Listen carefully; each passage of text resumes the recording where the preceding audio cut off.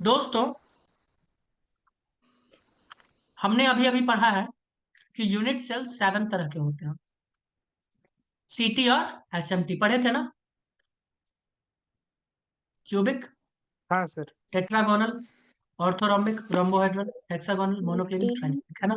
T T और ठीक H है। लेकिन एक खुशखबरी दे तुम लोगों को, इस 7 में से हाँ पढ़ना सर। अपने को एक ही है, क्यूबिक। क्यूबिक। तो बाकी के 6 क्यू। पता होना चाहिए, है ना?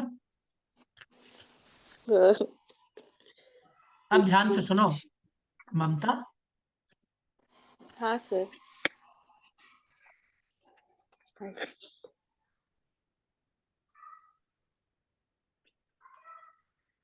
कोऑर्डिनेशन नंबर क्या होता है मैंने बताया, कि कोई एटम डायरेक्टली कितने एटम को छू रहा है, उसे क्या कहते हैं? Coordination number. याद रखोगे बच्चों? हाँ। बोलोगे हाँ। अब मुझे एक बात बताना ममता, जब हम क्यूबिक का बात करते हैं तो तुम बोलोगे सर क्यूबिक को हम 3 तरीके से बना सकते हैं। एक तो प्रिमिटिव वाले स्टाइल से बना सकते हैं, हम बोलेंगे बहुत अच्छी बात। तुम बोलोगे सर एक बॉडी सेंटर्ड वाले तरीके से बना सकते हैं, हम बोलेंगे बहुत अच्छी बात। तुम बोलोगे सर एक और तरीका था, फेस सेंटर्ड वाले से भी बना सकते हैं। यस। तो ये 3 को अपने को पढ़ना है डिटेल में। पढ़े क्या? हाँ सर। Why not. क्यूबिक के अलावा और कोई हमारे सिलेबस में नहीं है। ठीक है। तो आइए हम टाइप्स ऑफ यूनिट सेल में सबसे पहले पढ़ते हैं क्यूब के बारे में। कहा गया क्लासिफिकेशन ऑफ यूनिट सेल। देखो, as per Bravais, primitive unit cell, है ना? यूनिट सेल में प्रिमिटिव, प्रिमिटिव यानी प्रिमिटिव तो सब होगा, सब लोग होंगे, क्योंकि सब के सेंटर को जोड़ जोड़ के हम जो बनाते हैं, यानी एज पे डाल के बनाते हैं, वो तो प्रिमिटिव ही होता है। ठीक है। इसके अलावा सेंटर्ड के आधार पे क्या कोई फेस सेंटर्ड हो सकता है, उसमें एडजस्टमेंट पॉसिबल है या नहीं है? बॉडी सेंटर्ड हो सकता है या नहीं हो सकता? एंड सेंटर्ड मैंने बता ही दिया। एंड सेंटर्ड में क्या होता है? अपोजिट फेसेस पे होते हैं, पता है ना? फेस सेंटर्ड में 6 के 6 फेस पे होने चाहिए, ऑल द 6 फेस पे। ठीक है। बॉडी सेंटर्ड में बॉडी के बीच में, और ये सब में होगा, ये इसमें भी होगा, ये वाला चीज। Got it? बोलोगे यस, गॉट इट। हमारे सिलेबस में जो है वो है ओनली क्यूबिक यूनिट सेल। देखो, types of cubic unit cell, that's it. हमारे बुक में यही है, तो बहुत अच्छी बात। तो क्यूबिक यूनिट सेल में सबसे पहले सिंपल क्यूबिक यूनिट सेल पढ़ेंगे, या तो इसे कहते हैं प्रिमिटिव यूनिट क्यूबिक सेल, या तो बेसिक क्यूबिक यूनिट सेल। बोलो कोई दिक्कत? इसे BCC भी कहते हैं। ठीक है। आइए इसके बारे में कुछ कुछ चीजें हम बात करें। हम इसके बारे में बात करेंगे number of atoms present in unit cell. सबसे पहले मुझे ये बताओ, अगर तुमसे पूछ ले नंबर ऑफ एटम्स कितने हैं इसमें, नंबर ऑफ एटम्स कितने हैं, तो क्या बताओगे? कितने एटम्स हैं? Number of atoms. इसको हम जेड से डिनोट करते हैं। किससे डिनोट करते हैं? जेड। तो तुम बोलोगे सर इसमें तो 8 है। कितने हैं? 8 हैं। तो वो 8 जैसे ही बोलोगे वो आंसर हो जाएगा तुम्हारा गलत। क्या हो जाएगा? गलत। अब कुछ टर्मिनोलॉजी सुनते जाओ। जेड मतलब क्या होगा दोस्तों? जेड मैं जब भी बोलूं तो समझ जाना number of atoms present in unit cell. मुझे बताना हाँ। ममता, मुझे बताना हाँ सर। ममता, ये जो यूनिट सेल में ये क्यूब का हिस्सा आया है, ये कितना है? 1/8 ही है ना? हाँ तो ठीक है, मैं बोल रहा हूँ एक क्यूब का कंट्रीब्यूशन है 1/8, तो 8 क्यूब का सर कितना क्यूब होगा? सॉरी, 8 8 होगा। एटम्स का, सॉरी गलत बोल रहा हूँ, 8 वही बोल रही एटम्स हूँ। का। 8 एटम्स का, एक एटम का, 1 एटम का कंट्रीब्यूशन है 1/8। तो 8 एटम्स का कितना होगा? तुम बोलोगे 1/8 इंटू 8 8। इंटू 8। 1 2 3 4 5 6 7 8। किसका है ये? ये है सिंपल या प्रिमिटिव टाइप। तो अगर तुमसे हम पूछ ले जेड का वैल्यू क्या होगा, यानी number of atoms per unit cell, क्या होगा? तुम बोलोगे 1, क्योंकि 8 से 8 कट जाएगा। तो इफेक्टिवली कितना होते हैं एटम? 1 होते हैं। कितने होते हैं? 1 होते हैं। बताओ दोस्तों, कोई दिक्कत है? नहीं ये मैंने सर। कैसे ये मैंने कैसे कैलकुलेट किया? योगेश दादा, गॉट इट ना?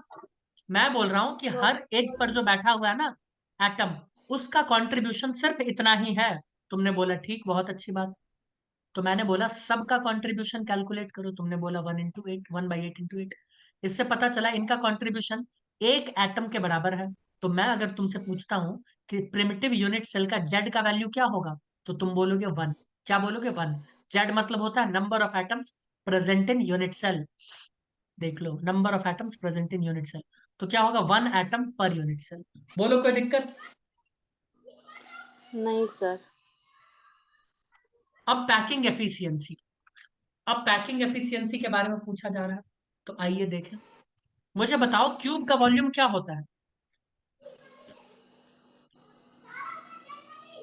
बता दो। क्यूब का वॉल्यूम होता है ए क्यूब।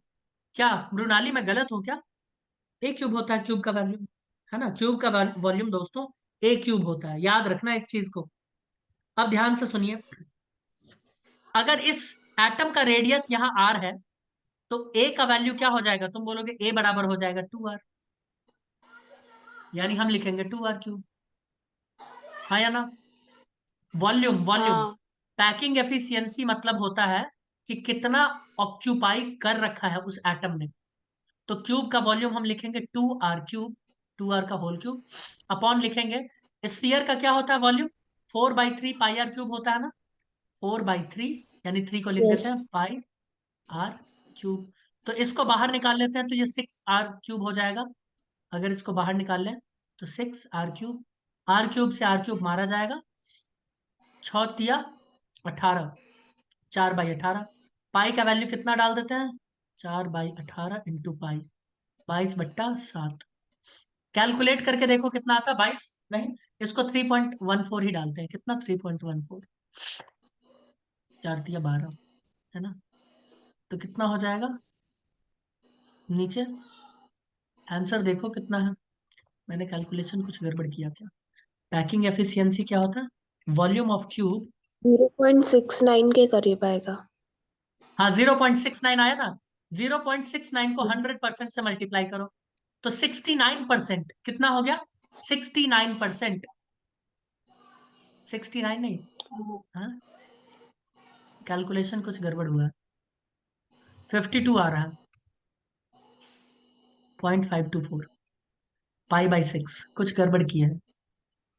अच्छा ठीक है, हाँ इधर देखो ध्यान से सुनो बच्चों, पैकिंग एफिशिएंसी होता है कि इस क्यूब में, ध्यान से सुनो, इस क्यूब में जगह था जितना, जगह था जितना, उसमें से कवर कितना कर लिया, उसमें से कवर कितना कर लिया उस पूरे एटम ने जो यहाँ पे बैठा हुआ है। तो हमने पता किया कि इफेक्टिव एटम कितने हैं दोस्त, इफेक्टिव एटम है Z = 1, है ना? अरे है ना? कोई यस। समझ नहीं रहा, मतलब कोई रिस्पॉन्स नहीं आ रहा, मुझे तो समझ ही नहीं आ हाँ रहा। सर। Z = 1 है, यानी टोटल एक एटम है। हमें पता चल गया कि अगर टोटल एक एटम है, तो एक एटम का वॉल्यूम होगा 4/3 पाई आर क्यूब। हमें इसका भी वॉल्यूम पता है, किसका? हमें वॉल्यूम पता है क्यूब का, ए क्यूब, है ना? वॉल्यूम हमें इसका भी पता है। पता है कि नहीं पता है, बोलोगे यस सर पता है। तो इसने क्या किया, अच्छा इसने आर को ही ए के फॉर्म में चेंज कर दिया। कोई नहीं, ए के आर को ए के फॉर्म में, देखो हमने लिखा था ना A = 2r, लिखा था ना, ठीक है? तो इसने आर को गायब ही कर दिया, आर की जगह क्या ले लिया, A/2, आर की जगह क्या ले लिया, A/2, और नीचे भी वही किया, ठीक है? नीचे भी सिंपल ए ही रखा, ठीक है? कैसे भी रखे कोई दिक्कत वाली बात नहीं है। तो जब हम इसको सॉल्व करते हैं, तो हमें पता चलता है 52.4% इसका वॉल्यूम ऑक्यूपाई है। देख लो फोटो में, यहाँ देख लो, ये जो जगह है, ये सब क्या है, ऑक्यूपाइड ही है ना। खाली जगह कहाँ दिख रहा है, ये बीच में थोड़ा बहुत दिख रहा है कि नहीं दिख रहा, बीच में थोड़ा बहुत यहाँ दिखा दोस्तों। यानी इसका जो हम्म। पैकिंग एफिशिएंसी है, ये कितना पैक हो चुका है, ये ऑलरेडी इतना भरा हुआ है, इतना ऑलरेडी भरा पड़ा है। इसका वैल्यू कैसे कैलकुलेट किया गया है, मैं फिर से बताऊं? आओ इसको इधर मैं बताता हूँ, हाँ। एक को मैं बता दूंगा, उसके बाद तुम लोग खुद सीख जाओगे। ये जानबूझ के बताना जरूरी है, अन्यथा मैं छोड़ भी सकता था, बट एक बताना जरूरी। ध्यान से सुनना ममता, हाँ सर। सावधानी के साथ, है ना? सावधानी हटी, पूरा कान लगा के। दुर्घटना घटी। ये क्यूब है, नजर हटी दुर्घटना घटी। यस। तो ये क्यूब है, इधर देखो मैं इसका यहाँ एटम बना रहा हूँ, ध्यान से सुनिए, ये सरफेस पे ड्रॉ कर रहा है,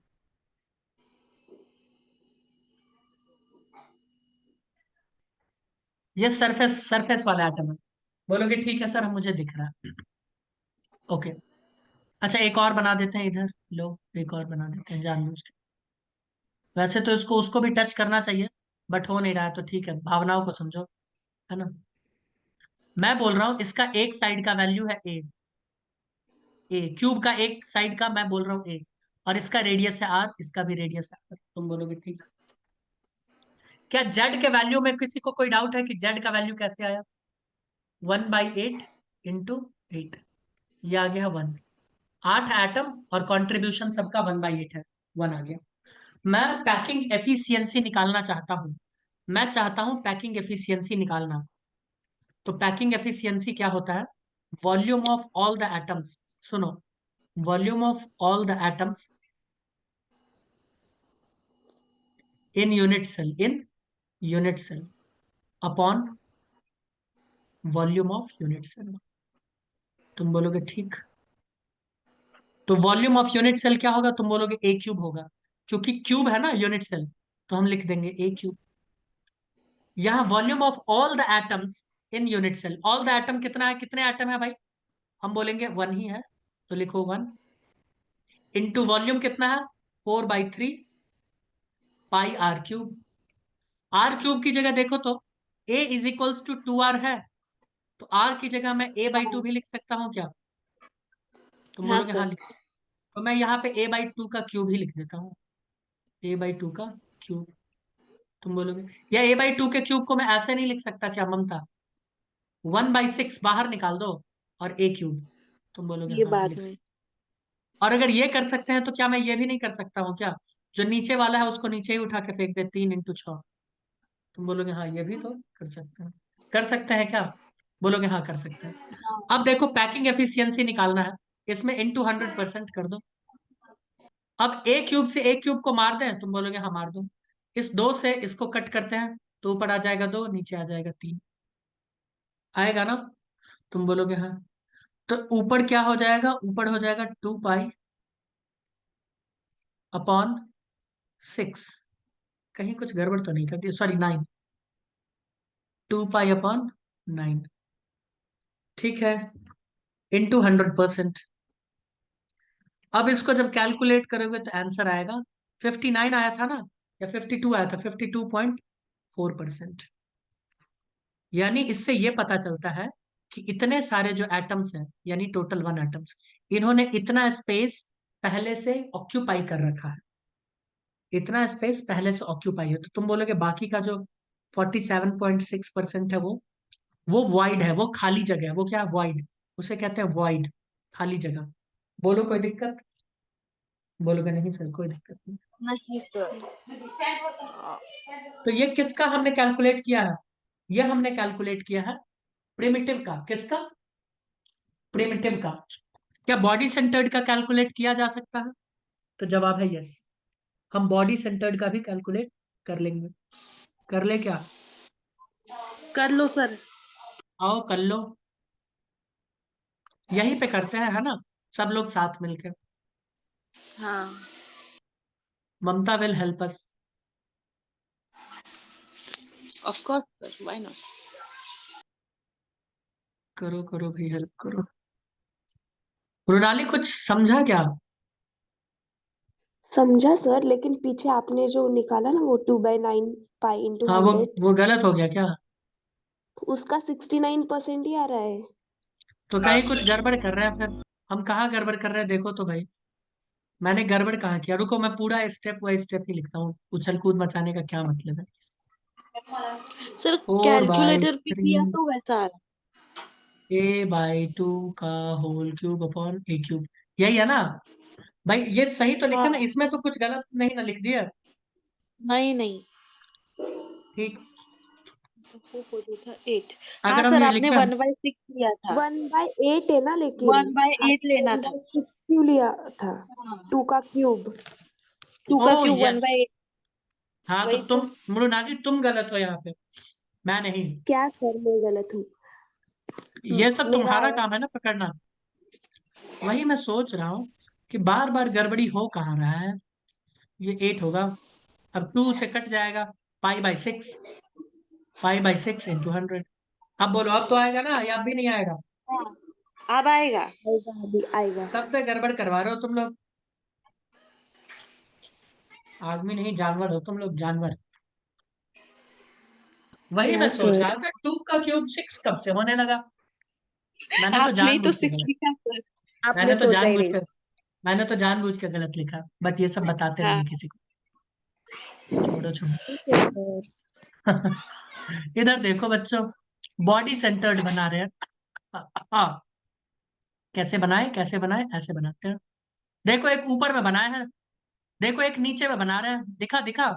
ममता, ये नीचे में बनाया है, तुम बोलोगे हाँ श्रीमान दिखा। और एक बीच में कैसे बनाए, रुको थोड़ा छोटा बनाते हैं,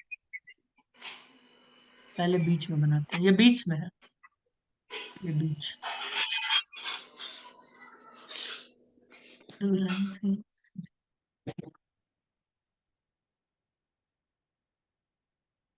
क्योंकि मैं कुछ दिखाना चाहता हूँ इधर।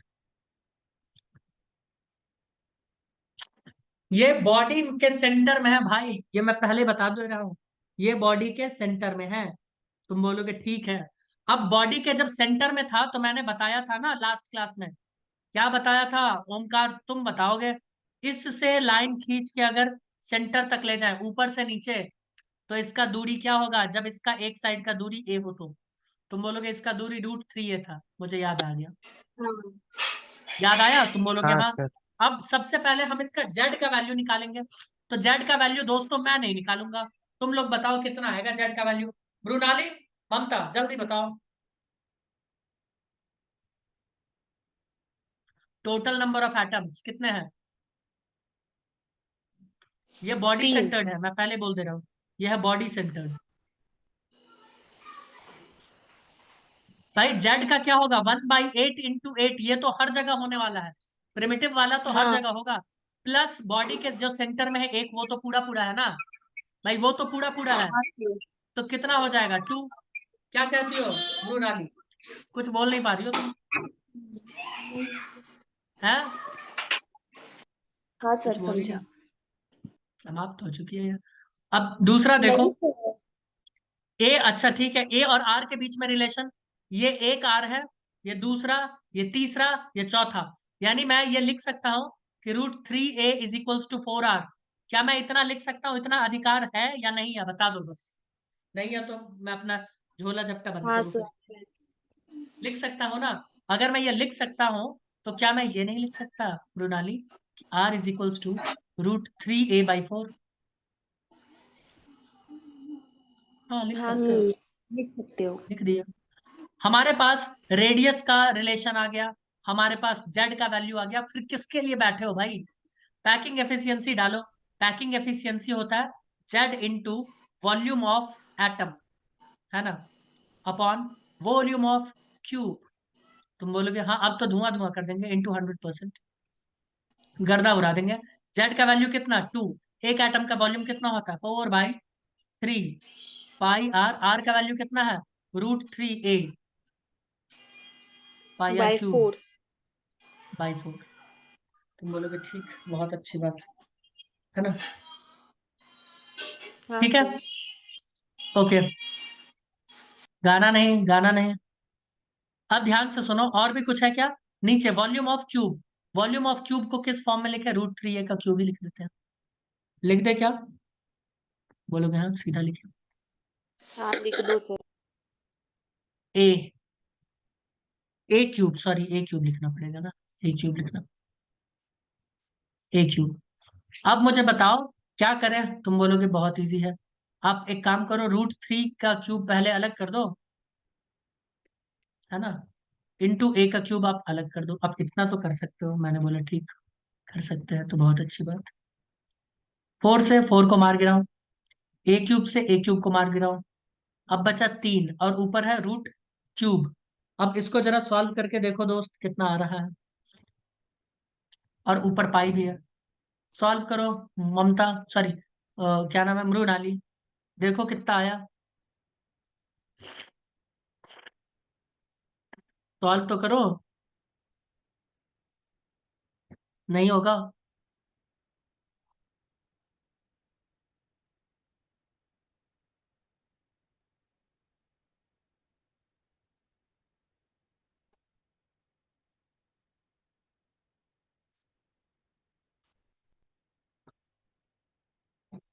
10 पॉइंट कुछ आ रहा है सर। 10 पॉइंट कुछ आया है। नहीं सर, वो नहीं आता 10 पॉइंट। रुको मैं कैलकुलेट कर रहा हूँ, कैलकुलेटर।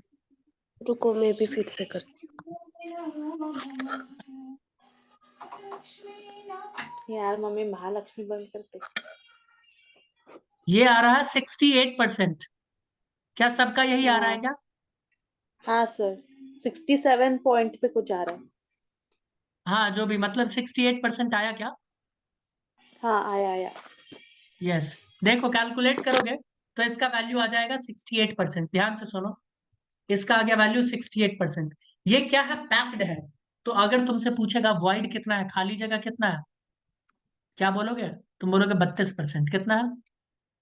32%। पैकिंग एफिशिएंसी निकालना समझ में आया थोड़ा सा?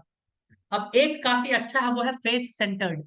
मुझे सारे बच्चे मिलके फेस सेंटर्ड के जेड का वैल्यू बताएंगे। सभी बच्चे मतलब सभी बच्चे। ये है क्यूब, ध्यान से सुनो। फिर फेस सेंटर्ड क्या होता है? जिसमें 6 के 6 फेस पे लड्डू बैठे होते हैं। अब देख लो उस लड्डू गोपाल का कितना कंट्रीब्यूशन है एक क्यूब में।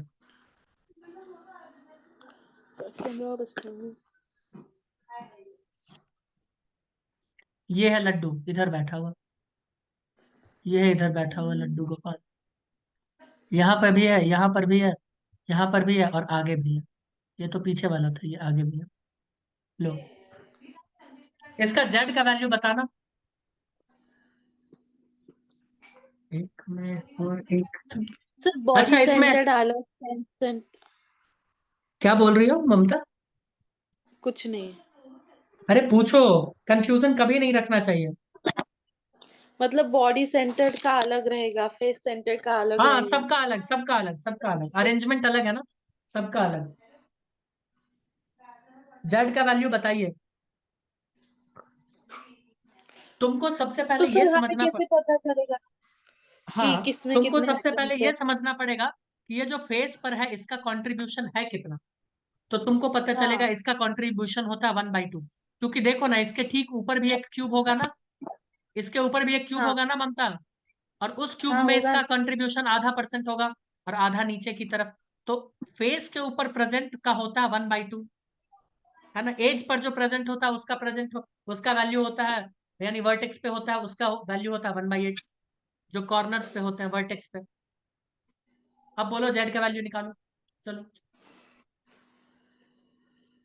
अब अगर नहीं निकला तो फिर चुल्लू पर पानी का।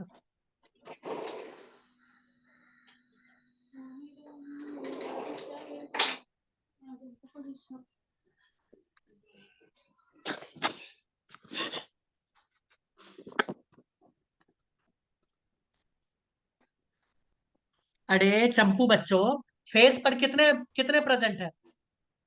तुम बोलोगे 6, और उनका कंट्रीब्यूशन कितना है 1/8 प्लस। कॉर्नर पे कितने हैं 8, उनका कंट्रीब्यूशन कितना है 1/8।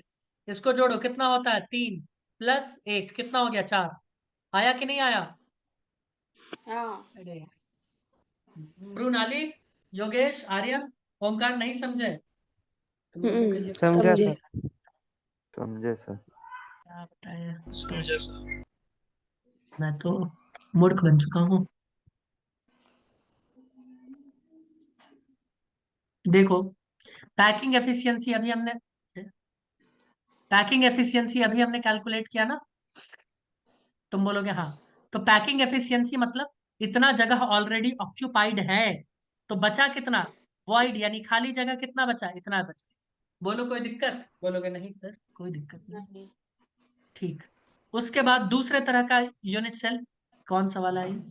Body centred. देख लो बॉडी सेंटर्ड के बीचों बीच ये काला वाला देख रहे हो, बहुत बड़ा वाला गोला, यह बॉडी के सेंटर में। यहाँ देख लो, यहाँ। तुम बोलोगे ठीक, बॉडी के सेंटर में। इसका हमने रिलेशन निकाला, √3a/4। देख लो पूरा इधर से उधर पार कर दिया सीना चीर के। तो इसका जेड का वैल्यू कितना आया? जेड का वैल्यू 2 आया, दिखा? तुम बोलोगे हाँ। और 1/8 तो खैर चल ही रहा था, तो टोटल जेड का वैल्यू 2 आ गया। अब इसको कैलकुलेट किया सब कुछ सॉल्व करके, तो 68% आया। 68% ऑक्यूपाइड है जगह, ऑलरेडी ऑक्यूपाइड है एटम के द्वारा। तो बचा कितना, 32% खाली। बोलोगे ठीक। फेस सेंटर्ड का देखो भाई, फेस सेंटर्ड का देखो, फेस पर प्रेजेंट है, फेस पर। तो देख रहे हो आधा हिस्सा ही इसका प्रेजेंट है। देखो ममता, इधर इधर पीछे हाँ भी छुपा होगा, पीछे भी छुपा होगा, क्योंकि फेस कितने होते हैं, 6। फेस कितने होते हैं दोस्त, 6। अगर फेस 6 है तो इसका जेड का वैल्यू कितना आएगा, कहाँ गया, जेड का वैल्यू 4 आएगा। 1/8 से इधर पर। बोलो भाई, ठीक है, हम्म कोई दिक्कत। नहीं ठीक है, बहुत अच्छी बात। अब इसमें भी हम जेड का वैल्यू कैलकुलेट कर लिए हैं। अब हमें आर और ए का रिलेशन पता करना है।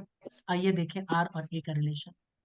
जब फेस के ऊपर, मैं फेस फेस बोल रहा हूँ, यहां से यहां लाइन ड्रॉ करेंगे, यानी अपने फर्श के ऊपर एक कॉर्नर से दूसरे कॉर्नर ड्रॉ करो।